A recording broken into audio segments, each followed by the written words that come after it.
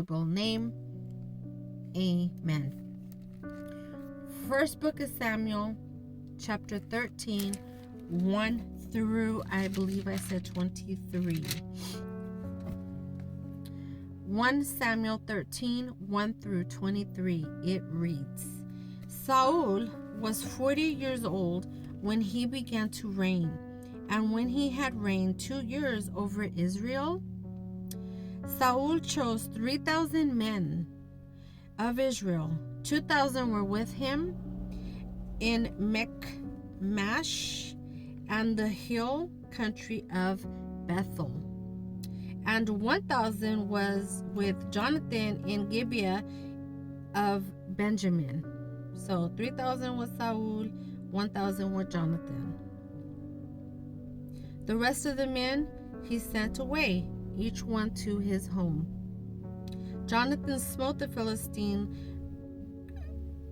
garrison at Geba, and the Philistines heard of it, and Saul blew the trumpet throughout all the land, saying, Let the Hebrews hear. All Israel heard that Saul had defeated the Philistines' garrison, and also that Israel had become an abomination to the Philistines. And the people were called out to join Saul at Gilgal. And the Philistines gathered to fight with Israel, 30,000 chariots and 6,000 horsemen, and troops like sand on the seashore in multitude. They came up and encamped in Michmash, east of Bethaven. When the men of Israel saw that they were in a tight situation, for their troops were hard pressed, they hid in caves, holes, rocks, tombs, and pits or cisterns. 7. Some Hebrews had gone over the Jordan to the land of Gad and Gilead. As for Saul, he was still in Gilgad, and all the people followed him trembling. Saul waited 7 days, according to the set time Samuel had appointed. But Samuel had not come to Gilgal, and the people were scattering from Saul. So Saul said, Bring me the burnt offering and the peace offerings. And he offered the burnt offerings, which was forbidden to do. And just as he finished offering the burnt offering, behold, Samuel came. Saul went out to meet and greet him. Samuel said, What have you done? Saul said, Because I saw that the people were scattered, they were scattering from among me, and you did not come within the days appointed, and that the Philistines were assembled in Michmash.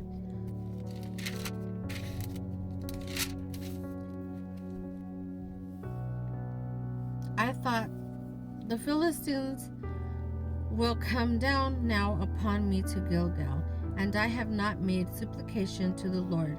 So I forced myself to offer a burnt offering. And Samuel said to Saul, You have done foolishly. You have not kept the commandment of the Lord your God, which he commanded you, for the Lord would have established your kingdom over Israel forever. But now your kingdom shall not continue. And the Lord has sought out David, a man after his own heart, and the Lord has commanded him to be prince and ruler over his people, because you have not kept what the Lord commanded you. And Saul went up from Gilgal to Gibeah of Benjamin, and Saul numbered the people that were left with him, only about 600. Saul and Jonathan his son and the people with them remained in Gibeah of Benjamin, but the Philistines encamped in Michmash. And raiders came out of the Philistine camp in 3 companies. One company turned toward Ophrah to the land of Saul, another turned toward Bethhoron, and another toward the border overlooking the valley of Zeboim, toward the wilderness.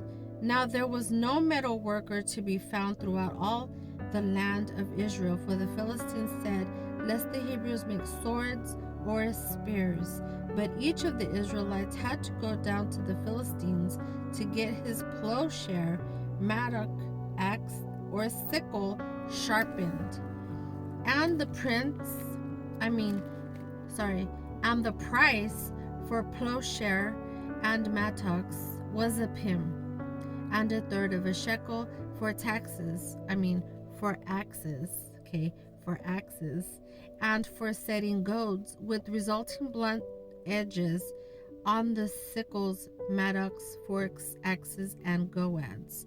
So on the day of the battle, neither sword nor spear was found in the hand of any of the men who were with Saul and Jonathan, but Saul and Jonathan, his son, had them.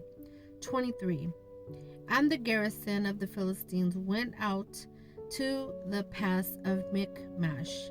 This concludes the actual chapter 13, 1 through 23. However, there is a life point, and I know y'all live for the life point, so let me read the life point. It says, hold on. So the life point says, in 1 Samuel 13, 1 through 14, it says, give us great insight into Saul's character. So chapter 13, 1 through 14 gives us great insight into Saul's character. Saul was anointed king of Israel. He had an opportunity to enjoy a great and glorious future. But he had some character weaknesses that proved to be his downfall. Saul was a people pleaser. He loved the approval of people so much that he disobeyed God's instructions in order to get it. God instructed Saul to wait until the prophet Samuel arrived to offer up a burnt offering. When Samuel did not arrive at the expected time, the people became restless and impatient. Although Saul knew in his heart that he was being disobedient, he went ahead and offered the sacrifice he had been forbidden to offer. Saul's reply to the question of why he had done this was, because I saw that the people were scattering from me.